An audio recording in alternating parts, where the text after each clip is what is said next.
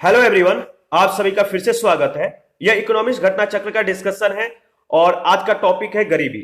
सबसे पहले हम लोग गरीबी के बारे में डिस्कस करेंगे। गरीबी का तात्पर्य क्या है, किसे कहते हैं, इसको कितने रूपों में देखा जाता है और इसके गणना के लिए जो है क्या क्या संसाधन उपयोग किया जाता है, या इसके गरीबी को निवारण के लिए कौन कौन सी समितियां गठित की गई, तमाम पहलुओं पे हम लोग डिस्कस करेंगे। और साथ ही अब तक जितने भी इस टॉपिक से रिलेटेड क्वेश्चन पूछे गए उन सारे क्वेश्चनों का भी हम लोग क्या करेंगे, एनालिसिस करेंगे।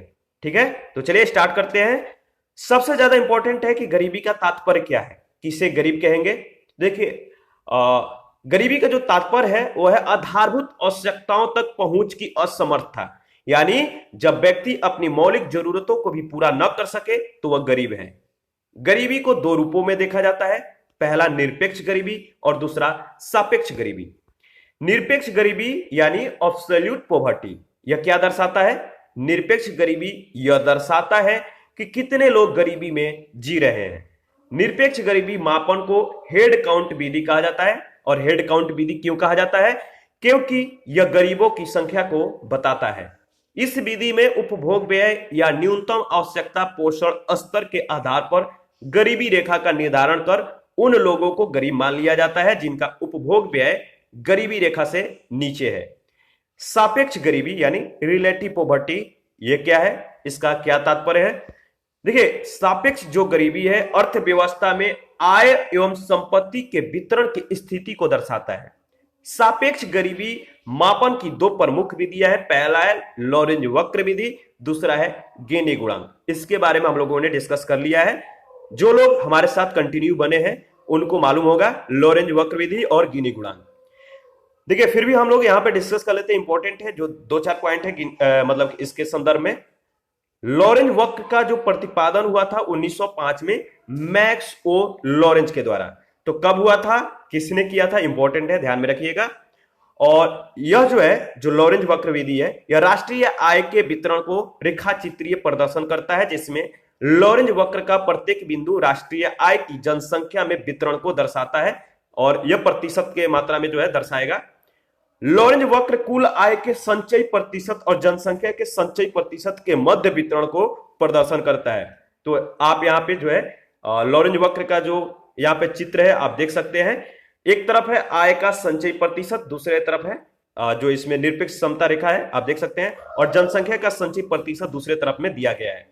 तो चलिए इस फिगर को जो है हम लोग एनालिसिस कर लेते हैं। लॉरेंज वक्र निरपेक्ष समता रेखा से जितनी दूर होगा आय का वितरण उतना ही असमान होगा, जबकि यह निरपेक्ष समता रेखा के जितने नजदीक होगा आय वितरण उतना ही समान होगा। गिनी गुणांक का प्रतिपादन जो है 1912 में कोरेडो गिनी ने किया था। यह राष्ट्रीय आय के वितरण के गणितीय माप प्रस्तुत करता है। इसे निरपेक्ष समता रेखा के नीचे के संपूर्ण क्षेत्रफल का लॉरेंज वक्र एवं पूर्ण क्षमता रेखा के मध्य क्षेत्रफल में भाग देकर प्राप्त किया जाता है। तो जो गिनी गुणांक का जो फॉर्मूला है आप ध्यान में रखिएगा, पूर्ण समता रेखा एवं लॉरेंज वक्र के मध्य का क्षेत्रफल बटा पूर्ण समता रेखा के मध्य का कुल क्षेत्रफल। चलिए इसके बारे में हम लोग थोड़ा सा समझ लेते हैं। देखिए, गिनी गुणांक जो है यह 0 से 1 के मध्य होता है, ध्यान में रखिएगा। और इसका जब मान 0 होगा तो इसका अर्थ है राष्ट्रीय आय की पूर्ण समानता, यानी प्रत्येक व्यक्ति को एक समान आय प्राप्त हो रही है जब इसका मान 0 होगा तो। और वही जब इसका मान 1 होता है तो इसका तात्पर्य है राष्ट्रीय आय के पूर्णता जो है असमान वितरण, यानी पूर्णतः जो है इसमें असमान वितरण है, अर्थात एक ही व्यक्ति पूरी आय प्राप्त कर रहा है और शेष जो है कुछ भी नहीं प्राप्त कर रहे हैं। तो जो 1 है, जो इसका जब गिनी गुणांक का जब मान 1 हो जाएगा तो इसका मतलब है आय में पूर्णतः जो है असमान वितरण हो गया है, ध्यान में रखिएगा। इसके बाद हमारा है भारत में जो गरीबी है, इसके बारे में हम लोग डिस्कस करेंगे, इंपॉर्टेंट है। देखिए, भारत में गरीबी मापन का प्रथम आधिकारिक प्रयास जो है योजना आयोग के द्वारा 1962 में किया गया था। 1962 में किया गया था D.R. गॉडगिल समिति के द्वारा, ध्यान में रखिएगा, इस समिति का नाम इंपॉर्टेंट है। तो योजना आयोग के द्वारा योजना आयोग ने एक समिति गठित किया था D.R. गॉडगिल समिति 1962 में, जिसमें प्रति व्यक्ति प्रति माह 20 रुपए उपयोग व्यय को गरीबी रेखा के जो है गरीबी की रेखा मानने का जो है सुझाव दिया था। और 1977 में योजना आयोग के द्वारा गठित कार्यदल ने गरीबी को प्रतिदिन न्यूनतम भोजन ऊर्जा के आधार पर परिभाषित किया। क्या परिभाषित किया? वह परिभाषित किया कि ग्रामीण क्षेत्रों के लिए 2400 कैलोरी प्रति व्यक्ति प्रतिदिन और शहरी क्षेत्रों के लिए 2100 कैलोरी प्रति व्यक्ति प्रतिदिन को गरीबी रेखा में माना जाएगा। 1989 में गठित प्रोफेसर डी.टी. लकड़वाला समिति, जिसने वर्ष 1993 में अपनी रिपोर्ट प्रस्तुत की, तो इस समिति का ध्यान में रखिएगा, नाम इंपॉर्टेंट है। कब इसने अपना जो है रिपोर्ट जो है सरकार को सौंपी? तो 1993 में। और इसने सभी राज्यों के लिए अलग अलग गरीबी रेखा का जो है सुझाव दिया था। लकड़वाला समिति ने सुझाव, मतलब इसके जो सुझाव हैं, इस पर ग्रामीण और शहरी क्षेत्रों के लिए अलग अलग मूल्य सूचकांक अपनाए जाने लगे। ग्रामीण क्षेत्रों के लिए कृषि श्रमिकों के लिए उपभोग मूल्य सूचकांक और शहरी क्षेत्रों के लिए औद्योगिक श्रमिकों हेतु उपभोक्ता मूल्य सूचकांक को अपनाया गया। तो ध्यान में रखिए, ग्रामीण क्षेत्रों के लिए कृषि श्रमिकों के लिए उपभोग मूल्य सूचकांक और शहरी क्षेत्रों के लिए औद्योगिक श्रमिकों के लिए जो है उपभोग मूल्य सूचकांक को अपनाया जाने लगा। और स्मरणीय है कि भारत में निर्धनता आकलन के लिए राष्ट्रीय प्रतिदर्श सर्वेक्षण संगठन यानी NSSO के द्वारा जारी घरेलू उपभोक्ता व्यय के आंकड़े प्रयोग में लाए जाते हैं। भारत में गरीबी मापन की प्रविधि के निर्धारण के लिए 2005 में सुरेश तेंदुलकर समिति का गठन किया गया और नवंबर 2009 में इस समिति ने अपनी रिपोर्ट प्रस्तुत की। तेंदुलकर समिति ने गरीबी को जो है बहुआयामी माना और इस समिति ने कैलोरी उपागम के बाजार, खाद्य, शिक्षा, स्वास्थ्य सेवाओं पर पारिवारिक व्यय को जो है गरीबी मापन का आधार माना। इस समिति ने गरीबी मापन की विधि में URP यानी यूनिफॉर्म रेफरेंस पीरियड, जिसके अंतर्गत 30 दिनों की यादाश्त अवधि के भीतर के उपभोग व्यय को लिया जाता था और इसके स्थान पे MRP यानी मिक्स्ड रेफरेंस पीरियड इसको अपनाया गया। MRP के तहत 5 मदों, जिसमें कपड़ा, जूते, चप्पल, शिक्षा, टिकाऊ वस्तुएं और संस्थागत स्वास्थ्य व्यय, इसको 365 दिन की यादाश्त अवधि के लिए, जबकि शेष मदों को 30 दिन की यादाश्त अवधि के लिए उपभोग व्यय के आंकड़े लिए जाते हैं। और इस समिति की प्रविधि के अनुसार 2011-12 में भारत में 21.9% गरीबी रही। भारत के ग्रामीण क्षेत्रों में 25.7%, जबकि शहरी क्षेत्रों में 13.7% गरीबी जो है दर्ज की गई। इनकी प्रवृत्ति के अनुसार भारत के ग्रामीण क्षेत्रों में गरीबी रेखा 816 रुपए प्रति व्यक्ति प्रति माह और 27.20 रुपए प्रति व्यक्ति प्रतिदिन है, जबकि शहरी क्षेत्रों के लिए गरीबी रेखा 1000 रुपए प्रति व्यक्ति प्रति माह और 33.3 रुपए प्रति व्यक्ति प्रतिदिन है। तेंदुलकर समिति के अनुसार सर्वाधिक गरीबी प्रतिशत वाला राज्य जो है, सर्वाधिक जो गरीबी प्रतिशत वाला राज्य है छत्तीसगढ़ है। यहाँ पे गरीबी का जो डेटा है आप देख सकते हैं 39.9% है। और सर्वाधिक गरीबी जो गरीब जनसंख्या वाला राज्य है वह है उत्तर प्रदेश। तो ध्यान रखिएगा, तेंदुलकर समिति के अनुसार अगर बात करें तो सर्वाधिक गरीबी प्रतिशत वाला राज्य जो है, परसेंटेज वाला जो राज्य है वह है छत्तीसगढ़ और सर्वाधिक गरीबी जनसंख्या वाला जो राज्य है वह है यूपी। तेंदुलकर प्रविधि के अनुसार न्यूनतम गरीबी प्रतिशत वाले केंद्र शासित प्रदेश और राज्य क्रमशः अंडमान निकोबार द्वीप समूह और गोवा है। ध्यान में रखिएगा, इंपॉर्टेंट है। निर्धनता आकलन की पुनर्समीक्षा के लिए जून 2012 में सी रंगराजन की अध्यक्षता में विशेषज्ञ कार्यदल गठित किया गया, जिसने 30 जून 2014 को अपनी रिपोर्ट प्रस्तुत किया। इस समिति ने भी गरीबी को बहुआयामी मानते हुए गरीबी रेखा के आकलन को पर्याप्त पोषण, वस्त्र, मकान का किराया, यातायात, शिक्षा और अन्य गैर खाद्य व्यय पर आधारित माना। पोषक मापन में इन्होंने खाद्य बास्केट को लिया, जिसमें कैलोरी के साथ साथ प्रोटीन एवं जो वसा है इसको भी स्थान प्राप्त हुआ। ग्रामीण क्षेत्रों में 2155 किलो कैलोरी और 48 ग्राम प्रोटीन, 28 ग्राम वसा प्रतिदिन, जबकि जो शहरी क्षेत्र है, जो सिटीज है, इनके लिए 2090 कैलोरी जो है किलो कैलोरी और 50 ग्राम प्रोटीन, 26 ग्राम वसा प्रतिदिन प्रति व्यक्ति का मानक जो है रखा गया। इसके बाद दूसरा जो है रंगराजन प्रविधि के अनुसार, रंगराजन प्रविधि के अनुसार अगर बात करें 2011-12 में भारत में 29.5% लोग गरीबी रेखा से नीचे थे, यानी गरीब थे। ग्रामीण क्षेत्रों में 30.9% और शहरी क्षेत्रों में 26.4% गरीबी रेखा के नीचे जीवन यापन कर रहे हैं। रंगराजन प्रविधि के अनुसार ग्रामीण क्षेत्रों में गरीबी रेखा 972 रुपए प्रति व्यक्ति प्रति माह और 32.40 रुपए प्रति व्यक्ति प्रतिदिन है। शहरी क्षेत्रों के लिए गरीबी रेखा को जो है 1407 रुपए प्रति माह और 46.90 रुपए प्रतिदिन प्रति व्यक्ति माना गया है। इस प्रविधि के अनुसार भारतीय राज्यों में सर्वाधिक गरीबी जो है छत्तीसगढ़ में दर्ज की गई और सर्वाधिक गरीबों की जो संख्या वाला प्रदेश है वह है उत्तर प्रदेश। दोनों कंडीशन में उत्तर प्रदेश है, ध्यान में रखिएगा। रंगराजन प्रविधि के अनुसार न्यूनतम गरीबी प्रतिशत वाला केंद्र शासित प्रदेश और राज्य जो है वह अंडमान निकोबार और राज्य जो है वह है गोवा। रंगराजन प्रविधि के अनुसार अगर इसके अनुमान के अनुसार अगर बात करें तो एमएमआरपी पर आधारित है। एमएमआरपी का मतलब मॉडिफाइड मिक्स रेफरेंस या रिकॉर्ड पीरियड। एमएमआरपी में उपभोग व्यय को उनकी प्रकृति के आधार पर 3 भागों में बांटा जाता है। पहला है कम आवृत्ति वाली वस्तुएं, जैसे कपड़े, जूते, शिक्षा, स्वास्थ्य, बेड और टिकाऊ वस्तुएं। इनको 365 दिन की यादाश्त अवधि के लिए, जबकि अत्यधिक आवृत्ति वाली वस्तुओं जैसे खाद्य तेल, अंडे, मछली, मांस, सब्जी, फल, मसाले और प्रसंस्कृत खाद्य, पान, तंबाकू आदि को जो है 7 दिनों की यादाश्त अवधि के लिए और शेष मदों जैसे खाद्य वस्तुएं, ईंधन, प्रकाश, मकान किराया आदि को जो है 30 दिन की यादाश्त अवधि के लिए जो है लिया जाता है। और इसी के साथ गरीबी का जो डिस्कशन है समाप्त होता है। इस पे आधारित पहला क्वेश्चन देखते हैं। पहला क्वेश्चन है, निम्नलिखित समितियों में से किसने मात्र पोषक तत्वों की आवश्यकता के आधार पर गरीबी रेखा का निर्धारण किया है? तो पोषक तत्वों के आवश्यकता के आधार पर गरीबी रेखा का निर्धारण किया किसने?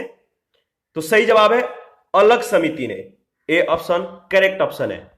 अलग समिति के बारे में हम लोग डिस्कस करेंगे, इंपॉर्टेंट है। भारत आजादी के बाद गरीबी रेखा के निर्धारण के दिशा में प्रथम प्रयास 1962 में गठित कार्यदल के द्वारा किया गया था। इसके बाद 1977 में डॉक्टर वाई के अलग के अध्यक्षता में, जो अलग समिति है इसकी अध्यक्षता में न्यूनतम आवश्यकता कार्यक्रम और प्रभावी उपभोग मांग पर एक कार्यदल यानी टास्क फोर्स का जो है गठन किया गया। इस कार्यदल ने मात्र पोषक तत्वों की आवश्यकता के आधार पर गरीबी रेखा का जो है निर्धारण किया। कार्यदल के द्वारा भारतीय चिकित्सा शोध परिषद के न्यूनतम पोषाहार आवश्यकता रिपोर्ट को ध्यान में रखकर न्यूनतम कैलोरी आवश्यकता को गरीबी रेखा के निर्धारण का आधार जो है बनाया गया है। इसके अनुसार ग्रामीण क्षेत्र के लिए प्रति व्यक्ति प्रतिदिन 2435 कैलोरी और शहरी क्षेत्रों के लिए प्रति व्यक्ति प्रतिदिन जो है 2095 कैलोरी आवश्यक है, जिनका व्यय कैलोरी आवश्यकता के पूर्ति से कम होगा। ये गरीबी मतलब कि जो वे होंगे गरीबी रेखा के नीचे होंगे और इनका मानक पर वर्ष जो होगा 1973-74 के मूल्य पर ग्रामीण क्षेत्रों के लिए 49.09 रुपीज और शहरी क्षेत्रों के लिए 56.64 रुपीज प्रति व्यक्ति प्रति माह जो है गरीबी रेखा के निर्धारण के लिए जो है इनका मतलब कि आकलन किया गया। प्रति व्यक्ति प्रति माह गरीबी रेखा का निर्धारण हुआ। योजना आयोग के द्वारा 1989 में प्रोफेसर डी.टी. लकड़वाला की अध्यक्षता में एक विशेष जो है विशेषज्ञ दल का कह सकते हैं कि एक दल गठित किया गया, जिसमें जुलाई 1993 में इन्होंने अपना रिपोर्ट प्रस्तुत की और दिसंबर 2005 में योजना आयोग के द्वारा सुरेश डी तेंदुलकर की अध्यक्षता में एक विशेषज्ञ दल का भी गठन किया गया, जिसमें अपनी रिपोर्ट उसने कब प्रस्तुत की? नवंबर 2009 में। तेंदुलकर समिति की रिपोर्ट की समीक्षा और संशोधन के लिए वर्ष 2012 में रंगराजन समिति का गठन जो है योजना आयोग के द्वारा किया गया और इस समिति ने जून 2014 में आयोग को अपनी रिपोर्ट सौंपी। सेकंड क्वेश्चन है, भारत में गरीबी के अनुमान के लिए निम्नलिखित में से कौन सा विधियों का जो प्रयोग है किया जा रहा है?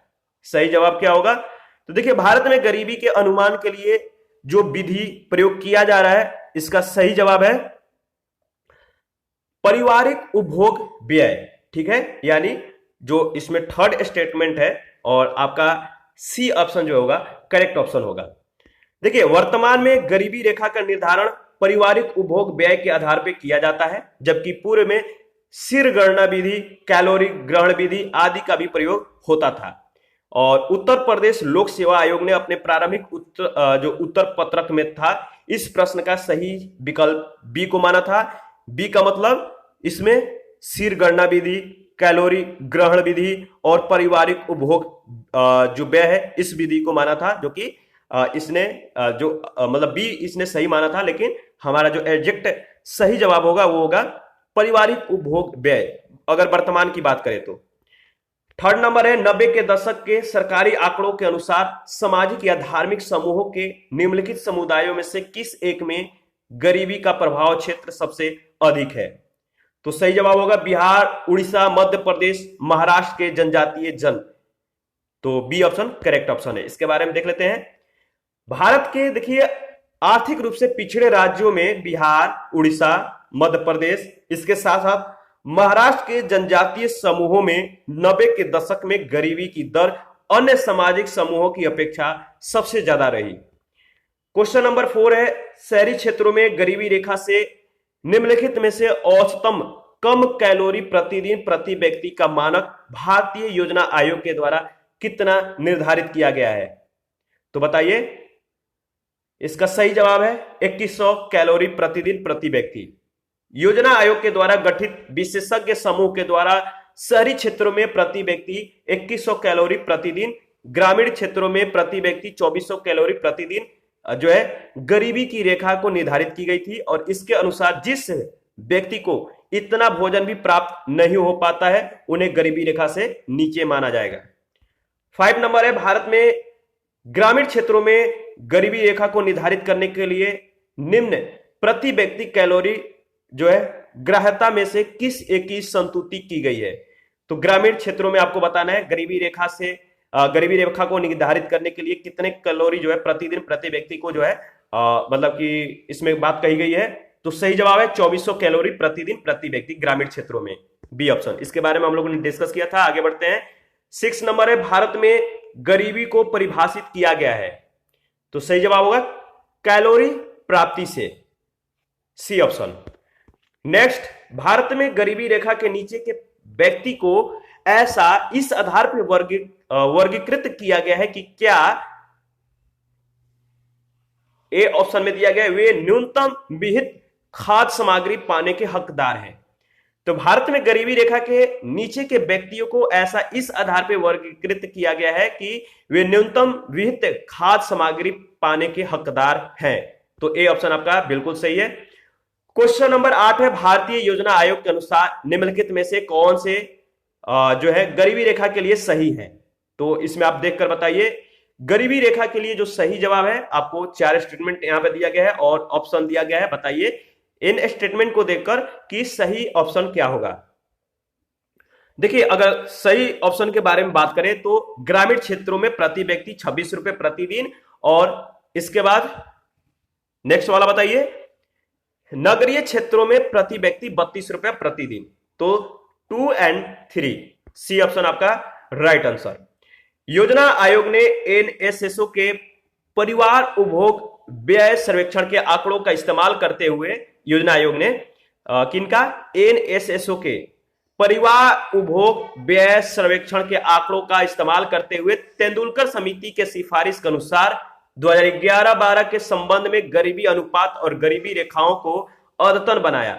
22 जुलाई 2013 को वर्ष 2011-12 के संबंध में गरीबी अनुमान जारी किए गए थे और इनके अनुसार 2011-12 में अखिल भारतीय स्तर पर गरीबी रेखा ग्रामीण क्षेत्रों के लिए जो है 816 रुपए प्रति व्यक्ति प्रति माह, यानी 26 रुपया 32 पैसा प्रतिदिन, और शहरी क्षेत्रों के लिए 1000 रुपया प्रति व्यक्ति प्रति माह और प्रतिदिन कितना, 32 रुपया 25 पैसा उपभोग व्यय के रूप में जो है अनुमानित है।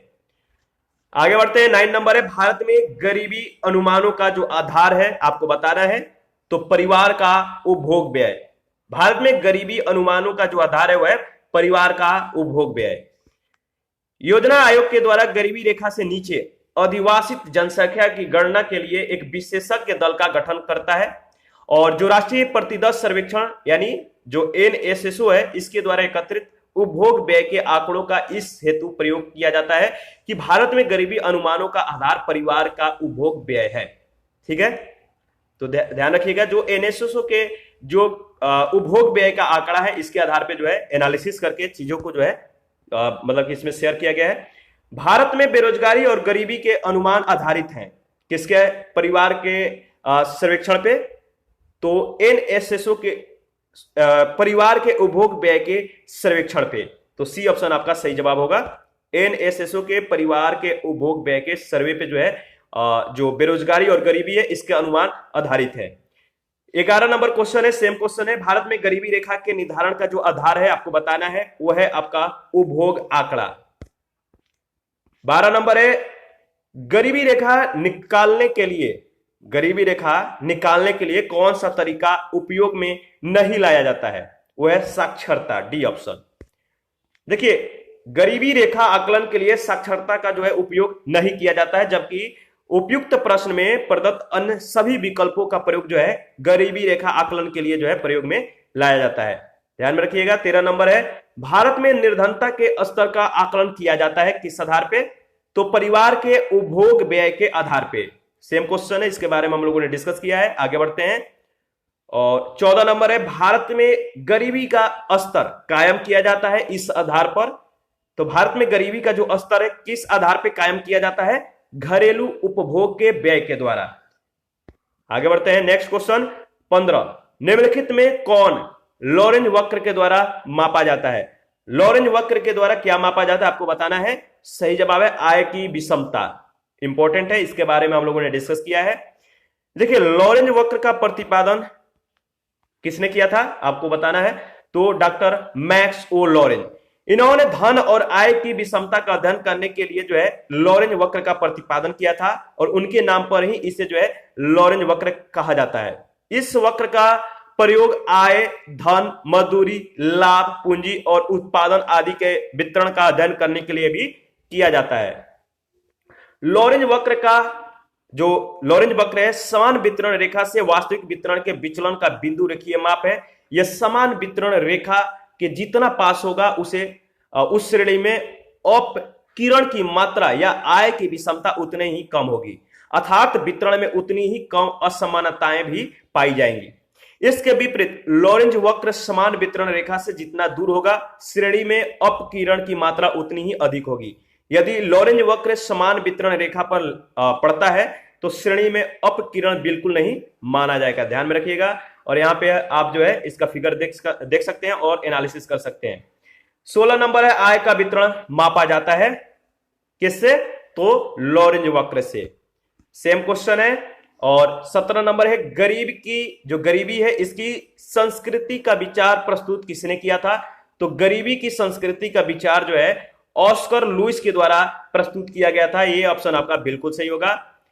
निर्धनता की संस्कृति, कल्चर ऑफ पॉवर्टी, इसकी अवधारणा को अमेरिकी नृविज्ञानी ऑस्कर लुईस इनके द्वारा जो है प्रस्तुत किया गया था। और इस अवधारणा के अनुसार आर्थिक अपरिवर्तनों के बावजूद निर्धन लोग अपनी संस्कृति के प्रभाव के कारण ही निर्धन बने रहते हैं। उनकी अपनी संस्कृति उन्हें निर्धनता से ऊपर उठने के लिए जो है प्रोत्साहित नहीं करती है। 18 नंबर है, निर्धनता का दुष्चक्र की अवधारणा संबंधित है किससे? बताइए। नकर्से से। और इसके बारे में देख लेते हैं। अर्थशास्त्री रैगनर नकर्से ने 1953 में प्रकाशित अपनी पुस्तक problems of capital formation in under developed countries में निर्धनता के दुष्चक्र की अवधारणा का जो है विमोचन करते हुए यह मत व्यक्त किया कि गरीब देश निर्धनता के दुष्चक्र के कारण गरीब बने रहते हैं, और इनका तर्क है कि कम आय से कम बचत होती है जो निवेश सामर्थ्य को हतोत्साहित करती है। कम निवेश से उसकी उत्पादकता और आय भी जो है कम बनी रहती है, और वे गरीब ही बने रहते हैं। ध्यान में रखिएगा, इनका नाम इंपॉर्टेंट है। और इन्होंने जिस पुस्तक का इसमें जिक्र किया है वह है problems of capital formation in under developed country. ठीक है, इसके बाद इसी पुस्तक में इन्होंने जो है इस अवधारणा यानी निर्धनता के दुष्चक्र की अवधारणा जो है इसमें इसका विमोचन करते हुए मत व्यक्त किया था। ध्यान में रखिएगा, इंपॉर्टेंट है। नेक्स्ट क्वेश्चन है क्वेश्चन नंबर 19 है, निम्नांकित में कौन भारत में गरीबी रेखा का निर्धारण करता है? सही जवाब है योजना आयोग, अब है नीति आयोग, डी ऑप्शन। भारत में योजना आयोग राष्ट्रीय एवं राज्य स्तर पर निर्धनता रेखा के निर्धारण के लिए नोडल एजेंसी थी, लेकिन वर्तमान में यानी 1 जनवरी 2015 से योजना आयोग का जो स्थान है अब किसने ले लिया है? नीति आयोग ने। क्वेश्चन नंबर 20 है, निम्न में से कौन भारत में राष्ट्रीय एवं राज्य स्तर पर निर्धनता के अनुमानों के लिए केंद्र अभिकरण यानी नोडल एजेंसी है? सही जवाब है योजना आयोग, डी ऑप्शन। सेम क्वेश्चन है, इसके बारे में हम लोगों ने डिस्कस किया है। आगे बढ़ते हैं क्वेश्चन नंबर 21 में आपको बताना है, निम्न में से कौन सी समिति जो है भारत में निर्धनता के अनुमानों से संबंधित रही है? तो देखिए इसमें जो ऑप्शन दिया गया है डाउटफुल ऑप्शन है। सबसे पहले हम लोग इसके बारे में डिस्कस कर लेते हैं। जो बी और डी दिया गया है यानी सुरेश तेंदुलकर समिति और लकड़वाला समिति, ये जो दोनों समितियां हैं भारत में निर्धनता के अनुमानों से संबंधित है, तो ऑप्शन में नहीं दिया गया है, तो इसलिए इसको डाउटफुल कर दिया गया है। क्वेश्चन नंबर 22 है, निम्नलिखित में से किस समिति की संतुति के आधार पर भारत में गरीबी रेखा का जो है आकलन किया जाता है? तो आपको बताना है किस समिति के संतुतियों के आधार पर भारत में गरीबी रेखा का आकलन किया जाता है? लकड़वाला समिति के आधार पे। देखिए छठी पंचवर्षीय योजना के समय से योजना आयोग जो है राष्ट्रीय और राज्य स्तर पर गरीबी का निर्धारण जो है इनके द्वारा किया जा रहा है। भारत में गरीबी का अनुमान और गरीबी के अनुमान की प्रवृत्ति के निर्धारण के लिए समय समय पर अनेक समितियों का भी गठन किया जाता रहा है। इन समितियों में अलग समिति 1977 में, लकड़वाला समिति 1989, तेंदुलकर समिति 2005 और सी रंगराजन समिति 2012 आदि में जो है मतलब जो आदि है प्रमुख हैं। इन समितियों का जो है इसके लिए यानी कि जो गरीबी है इसका अनुमान और गरीबी के अनुमान की प्रवृत्ति के निर्धारण के समय समय पर इन समितियों का जो है गठन किया जाता रहा है। ध्यान रखिएगा इन समितियों का नाम। 23 नंबर है, किसी दिए गए वर्ष में भारत में कुछ राज्यों में आधिकारिक गरीबी रेखाएं अन्य राज्यों की तुलना में उच्चतर है। क्यों है? क्योंकि कीमत स्तर अलग अलग राज्यों में अलग अलग होता है। ठीक है, ध्यान में रखिएगा, बी ऑप्शन आपका सही जवाब होगा। 2005 में गठित सुरेश तेंदुलकर समिति ने गरीबी के निर्धारण के लिए आवश्यक उपभोग वस्तुओं और सेवाओं की एक सूची तैयार की और प्रत्येक राज्य में शहरी ग्रामीण उपभोग के उन वस्तुओं और सेवाओं पर होने वाले व्यय के आधार पर प्रत्येक राज्य के लिए गरीबी रेखा का निर्धारण किया। अलग अलग राज्यों में विभिन्न वस्तुओं और सेवाओं के मूल्यों के अंतर से राज्यों की मानक गरीबी रेखाओं में अंतर पाया गया है। आगे बढ़ते हैं, क्वेश्चन नंबर 24 है, तेंदुलकर समिति ने भारत में गरीबी रेखा के नीचे की जनसंख्या का निम्न में से कौन सा अनुपात आकलित किया? तो सही जवाब होगा 37.2। तेंदुलकर समिति 2004-5 में भारत में गरीबी रेखा के नीचे की जनसंख्या का प्रतिशत जो है 37.2% जो है आकलित किया था। योजना आयोग के नवीनतम आंकड़ों के अनुसार यह जो दर है वर्ष 2011-12 यानी तेंदुलकर परिवेदी के अनुसार कितना है? 21.9%। 25 नंबर है, गरीबी रेखा से नीचे जीवन यापन करने वाली जनसंख्या के अनुमान के नए मानक निर्धारित करने के लिए भारत सरकार ने एक समिति गठित की थी। निम्न में से इस समिति के कौन अध्यक्ष थे? सही जवाब होगा सुरेश तेंदुलकर, सी ऑप्शन। गरीबी रेखा से नीचे जीवन यापन करने वाली जनसंख्या के अनुमान के नए मानक निर्धारित करने के लिए भारत सरकार ने 2005 में जो समिति गठित की थी उसके अध्यक्ष थे सुरेश तेंदुलकर। आगे बढ़ते हैं, नेक्स्ट क्वेश्चन है 26 नंबर, भारत में नगरीय क्षेत्रों में बीपीएल परिवारों की पहचान के लिए निम्नलिखित में से कौन सी समिति जो है गठित की गई थी? सही जवाब होगा हाशिम समिति, डी ऑप्शन। शहरी क्षेत्रों में रहने वाले गरीबों के पहचान के लिए विशेषज्ञ समिति का गठन जो है प्रोफेसर एस.आर. हाशिम की अध्यक्षता में किया गया था। इनका नाम याद रखिएगा, प्रोफेसर एस.आर. हाशिम, और जिसने अपनी रिपोर्ट दिसंबर 2012 में जो है प्रस्तुत किया था, सरकार को सौंपी थी। समिति के अनुसार शहरी गरीबों की पहचान जो है 3 प्रकार के कमजोरियों के आधार पर की जा सकती है। पहला है आवासीय कमजोरी, दूसरा है सामाजिक और तीसरा है पेशाजनक कमजोरी। 27 नंबर है, कथन ए, गरीबी रेखा से नीचे के लोगों को एक अभिगित जो है समूह के रूप में मानने की आवश्यकता है। कारण आर, इसमें कार्यक्रम अभिकरणों को लक्षित करने में सहूलियत होती है। तो बताइए दोनों में से कौन सा सही जवाब होगा। 27 ऑप्शन में इंपॉर्टेंट है, इसके बारे में हम लोगों ने डिस्कस किया है। देखिए अगर बात किया जाए तो गरीबी रेखा के नीचे लोगों को एक अभिगित समूह के रूप में मानने की जो आवश्यकता है सही है, और इससे जो है कार्यक्रम अभिकरणों को लक्षित करने में सहूलियत होती है। तो ए और आर दोनों सही है, और आर ए की सही स्पष्टीकरण भी है, तो ए ऑप्शन आपका बिल्कुल सही होगा। 28वें कथन ए कह रहा है भारत में अमीर और गरीब दोनों ही कुपोषित है। कारण आर, अमीर गलत भोजन खाते हैं और गरीब रूखा सूखा भोजन करते हैं। बताइए क्या सही है।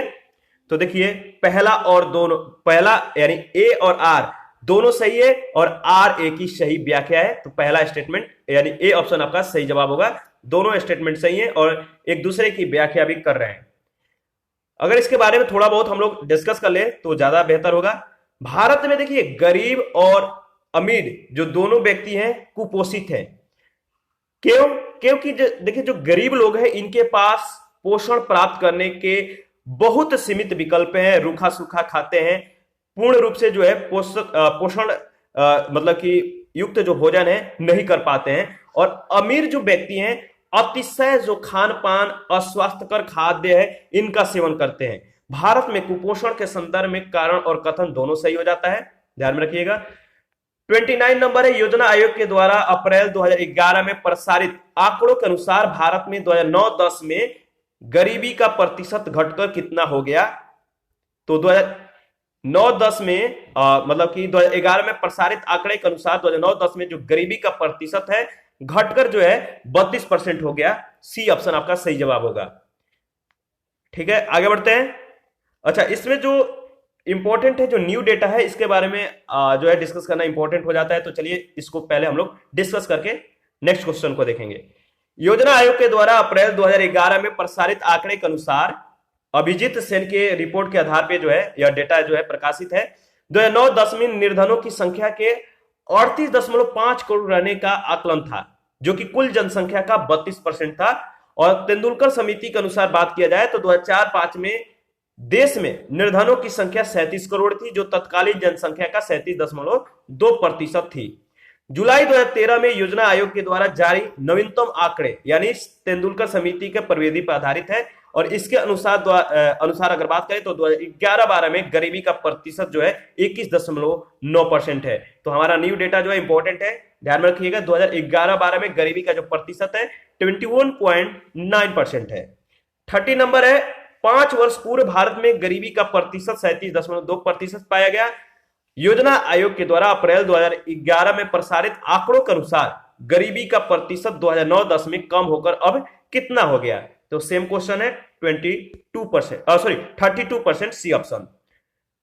भारत में गरीबी की रेखा से जो गरीबी रेखा है इसके नीचे रहने वालों का जो प्रतिशत है कितना है। तो भारत में गरीबी रेखा से नीचे रहने वालों का जो प्रतिशत है 30% है लगभग। देखिए प्रश्न काल में भारत की कुल जनसंख्या का 29.8% गरीबी रेखा से नीचे अधिवासी था। 2011-12 के आंकड़ों के अनुसार तेंदुलकर प्रविधि के अनुसार अगर बात किया जाए तो यह जो डेटा है कितना है 21.9% इसके स्तर पे है। क्वेश्चन नंबर 32 में आपको बताना है कि भारत में कितने प्रतिशत लोग गरीबी रेखा से नीचे रहते हैं। बताइए, इंपॉर्टेंट है, इसके बारे में हम लोगों ने डिस्कस किया है। तो 29.5%। भारत में कितने प्रतिशत लोग गरीबी रेखा के नीचे रहते हैं। आप कह सकते हैं 29.5%, कह सकते नहीं, यही डेटा फैक्ट है, ध्यान में रखिएगा। कहीं कहीं आपको लगभग 30% भी दिया जा सकता है। तो अगर 29.5% न रहे तो लगभग 30% रहेगा, तो यह भी आपका सही जवाब हो सकता है। और हमारा नेक्स्ट क्वेश्चन है, क्वेश्चन नंबर 33 है 11वीं पंचवर्षीय योजना का वर्ष 2012 तक गरीबी अनुपात को कितने प्रतिशत घटाने का जो है लक्ष्य है। तो 2012 तक गरीबी अनुपात को जो घटाने का लक्ष्य रखा गया है वह है आपका 10%। 11वीं पंचवर्षीय योजना में रोजगार के 7 करोड़ नए जो अवसर थे सृजित कर निर्धनता अनुपात में 10% की कमी लाने का लक्ष्य रखा गया था। 12वीं पंचवर्षीय योजना में भी गरीबी में 2% और 5 वर्षों में 10% की कमी का जो है लक्ष्य रखा गया था। क्वेश्चन नंबर 34 है विश्व विकास रिपोर्ट 2005 के अनुसार भारत में $2 प्रतिदिन से कम अर्जित करने वाली जनसंख्या का प्रतिशत कितना है? विश्व विकास रिपोर्ट 2005 के अनुसार भारत में $2 प्रतिदिन से कम अर्जित करने वाली जनसंख्या का प्रतिशत 80% है। बहुत ज्यादा है, ध्यान में रखिएगा। और 35 नंबर है 2013 के मानव विकास रिपोर्ट के अनुसार भारत में बहुआयामी गरीबी से ग्रसित लोगों का प्रतिशत था कितना? तो सही जवाब है 53.7%। देखिए 2020 में अगर बात किया जाए 2020 के टाइम का, तो 2020 की मानव विकास रिपोर्ट के अनुसार भारत में बहुआयामी गरीबी से ग्रसित लोगों का प्रतिशत कितना है? 27.9%। इसके बावजूद भारत गरीबों की जनसंख्या के संदर्भ में जो है शीर्ष पे है। नेक्स्ट क्वेश्चन है 36। नवीनतम, यानी यह बात है 2003 की, नवीनतम FAO आकलन के अनुसार समस्त विश्व की भूखी जनसंख्या में भारत का कितना % योगदान है? 2003 में यह क्वेश्चन पूछा गया है, उसी के डेटा के आधार पे आपको जवाब देना है। तो इसका सही जवाब होगा 30%। ठीक है, और हम लोग थोड़ा सा यहां पे डिस्कस कर लेते हैं, न्यू डेटा भी देख लेंगे। देखिए प्रश्न काल के संदर्भ में सी ऑप्शन आपका सही उत्तर है। और FSO जो है इसके 2015 के आकलन के अनुसार अगर बात किया जाए तो 2014-16 के दौरान समस्त विश्व की भूखी जनसंख्या का भारत में जो योगदान है वो है 24.99%, यानी 194.6 मिलियन। ठीक है, ग्लोबल हंगर इंडेक्स 2020 में भारत जो है 94th स्थान पे है, 94वें स्थान पे है, ध्यान में रखिएगा। और 37 नंबर है national council for applied economic research के एक सर्वेक्षण के अनुसार भारत के किस राज्य में आबादी का अधिकतम प्रतिशत गरीबी रेखा से नीचे है? तो national council for applied economic research के एक सर्वेक्षण के अनुसार आपको बताना है कि भारत के किस राज्य में आबादी का अधिकतम प्रतिशत गरीबी रेखा से नीचे है। वो है बिहार राज्य। और इसके बारे में देख लेते हैं। National council for applied economic research के सर्वेक्षण के अनुसार दिए गए राज्यों में बिहार राज्य जो है इसमें आबादी का अधिकतम प्रतिशत गरीबी रेखा से नीचे है। जुलाई 2013 में योजना आयोग के द्वारा जारी गरीबी के नवीनतम आकलन के अनुसार 2011-12 में सर्वाधिक गरीबी प्रतिशत वाला राज्य छत्तीसगढ़ है। और झारखंड, बिहार, मध्य प्रदेश में गरीबी प्रतिशत क्रमशः कितना है? जो आप देख सकते हैं कि जो झारखंड का है 36.96%, बिहार का 33.74% और मध्य प्रदेश का 31.65%। तो छत्तीसगढ़ का नाम याद रखना है। मतलब जुलाई 2013 में योजना आयोग के द्वारा जो डेटा जारी किया गया था 2011-12 में सर्वाधिक गरीबी प्रतिशत वाला राज्य छत्तीसगढ़ है। क्वेश्चन नंबर 38 है, कथन ए में आपको बताना है कि बिहार भारत का एक पिछड़ा राज्य है और कारण क्या है? यह विकास के स्तर में क्षेत्रीय भिन्नता, जो यहाँ विकास का जो क्षेत्र है स्तर है यहाँ पे क्षेत्रीय भिन्नता मिलती है, इसलिए बिहार भारत का एक पिछड़ा राज्य है। बताइए क्या यह सही है? क्या इसका व्याख्या भी जो है ए जो है मतलब आर जो है ए की सही व्याख्या कर पा रहा है या नहीं? तो इसका सही जवाब क्या होगा? देखिए इसका सही जवाब है, मतलब ए और आर दोनों सही है, पर आर जो है ए की सही व्याख्या नहीं है। बिहार भारत का एक पिछड़ा राज्य है, यह सत्य है। और यहां विकास के जो स्तर है इसमें क्षेत्रीय भिन्नता भी मिलती है, लेकिन इसका व्याख्या यह नहीं कर पा रहा है। कैसे नहीं कर पा रहा है इसके बारे में हम लोग डिस्कस भी करेंगे। देखिए बिहार राज्य के पिछड़ेपन का जो कारण है वहां की सामाजिक, आर्थिक और राजनीतिक परिस्थितियां हैं। बिहार राज्य में शिक्षा में जो कमी है, आय की विषमता है, सामाजिक रूढ़ियां, उद्योग धंधे का अभाव है, राजनीतिक इच्छा शक्ति की कमी आदि के कारण पिछड़ापन यहाँ पे मौजूद है। बिहार में विकास के स्तर में क्षेत्रीय भिन्नता भी मौजूद है, परंतु यह बिहार के अल्प पिछड़ेपन का कारण नहीं अपितु उसका जो है परिणाम है।